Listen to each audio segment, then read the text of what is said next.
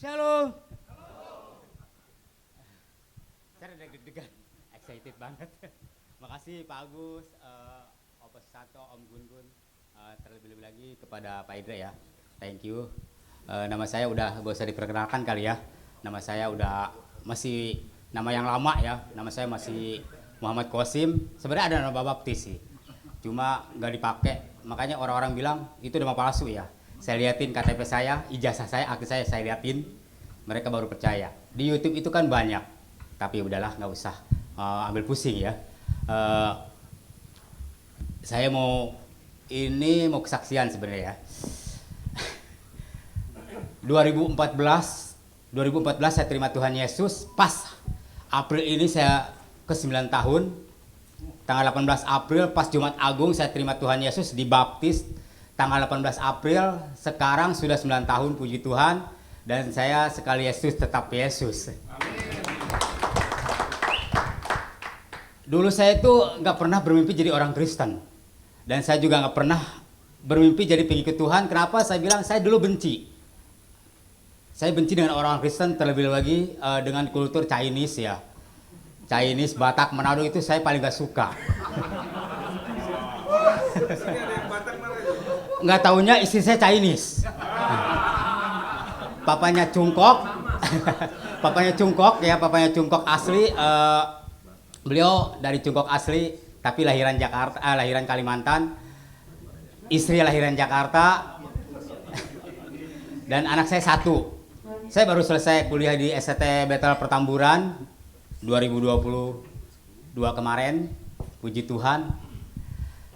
Saya terima Yesus itu nggak pernah nyangka ya. Kenapa? Melalui pujian, mungkin bagi bapak ibu, bagi bapak-bapak di sini yang luar biasa, itu hal biasa ya. Besar Anugerah itu membuat saya itu jatuh cinta, dan sampai saat ini itu lagu pujian favorit saya. Dulu kalau di Muslim selawatan saya nggak ngerti apa artinya, tapi ketika mendengarkan pujian Besar Anugerahmu itulah saya dijamah Tuhan, dan saya melihat sosok Tuhan Yesus. Saya jujur nggak pantas dan nggak layak. Saya kasih ilustrasi di sini, yang layak itu melihat Tuhan. Bapak Agus Manta ya, Pak Gun-Gun, Opa Susanto, semua yang ada di sini. Saya jujur nggak layak dan nggak pantas. Kenapa? Saya dulu banyak menghujat orang-orang Kristen. Saya benci dengan orang-orang Kristen. Saya bilang orang Kristen itu kafir. Ternyata itu salah besar. Kafir itu artinya kaya akan firman. Dulu waktu pas melihat Tuhan itu, pendeta Asin Sodikin membawakan pujian itu, saya secara nggak sengaja masuk ke dalam sama teman saya. Beliau suka diinjilin sama Pak Saifuddin Ibrahim, sama Pak Junaidi Salat, tapi beliau nggak mempan. Sampai saat ini masih Muslim. Saya bilang gini, kamu yang harusnya menjadi Kristen, bukan saya. Tapi Tuhan tuh luar biasa, bukan kamu yang milih aku, tapi aku yang milih kamu, kan? Jadi di firman Tuhan bilang gini, akulah jalan kebenaran dan hidup, tidak seorang pun datang kepada Bapa kalau tidak melalui aku. Nah di situ sudah jelas, karena barang siapa yang mau masuk surga itu melalui Tuhan Yesus. Dan di Al-Quran sendiri berbicara, wa innahu la ilmu lisaati fala tamtaruna biha wa tabi'uni hada siratal mustaqim. Dan sesungguhnya Isa itu memberitahukan tentang hari kiamat. Janganlah kamu ragu tentang hari kiamat, ikutilah aku, inilah jalan lurus.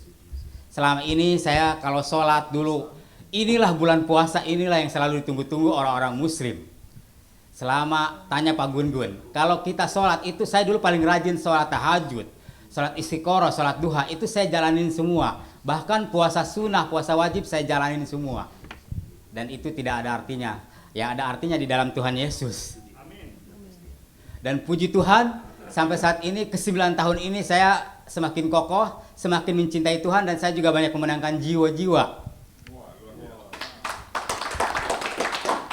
Kemarin baru baptis satu orang namanya Muhammad Jainuddin di GBI Karunia, sama dosen saya Dr. Pujo. Mungkin di sini ada yang kenal Pak Pujo, di GBI Karunia. Saya injilin di situ dari IG. Saya kalau nginjilin itu dari medsos, dari IG, kalau nggak dari Facebook. Dan puji Tuhan sudah banyak beberapa orang, anak Betawi juga ada. Dan itulah membuat saya semakin cinta Tuhan. Opa Susanto tahu saya ya, sama Pak Gun-Gun di Fokus, karena beliau yang tahu saya ya. Saya itu nggak pernah neko-neko jadi orang. Saya mengalir aja. Dan saya dulu gini, ketika saya mengikut Tuhan, saya nggak mau macam-macam dan saya nggak motivasi. Saya hanya satu, cari keselamatan. Karena di dalam Tuhan Yesus itu keselamatan pasti, mutlak. Itu sudah buat saya sudah harga mati. Saya dibenci dengan keluarga. Sampai hari ini saya belum pulang ke kampung. Rencana saya lebaran ini mau pulang.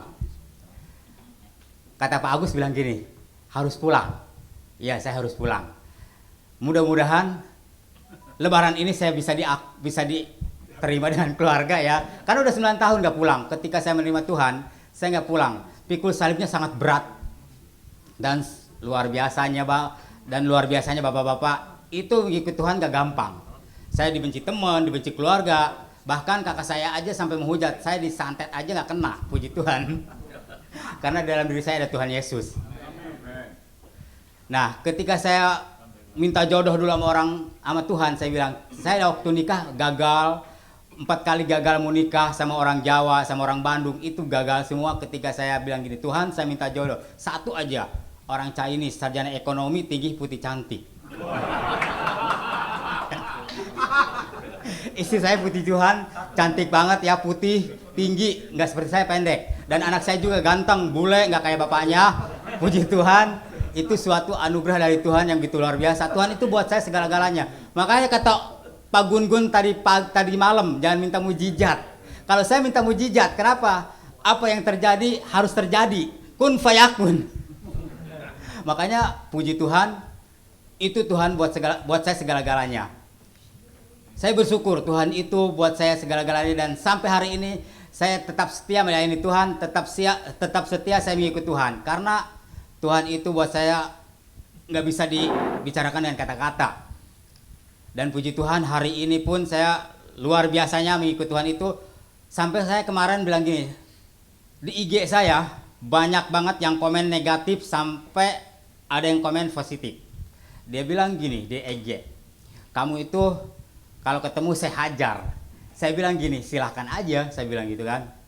Akhirnya IG saya itu banyak yang positif, dan disitulah mereka banyak mereka masuk inbox.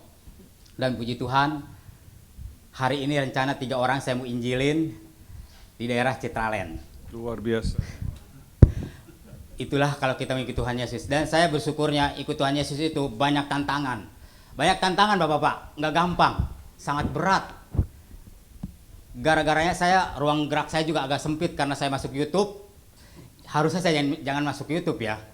Mungkin kalau nggak masuk YouTube saya penginjilan itu lebih excited gitu ya, lebih mudah gitu. Tapi itulah cara Tuhan. Dan saya di Kota Tua mau dibunuh juga itu Pak Agus udah dikerem ya, udah dibekep di Kota Tua dari jam 11 sampai jam 3 pagi.